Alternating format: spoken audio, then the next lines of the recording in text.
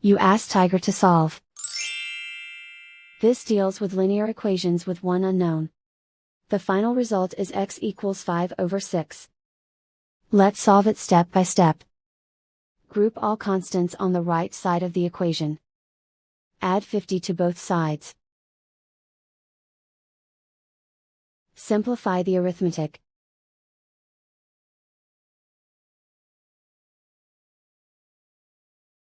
Isolate the x. Divide both sides by 60. Simplify the fraction. Find the greatest common factor of the numerator and denominator. Factor out and cancel the greatest common factor.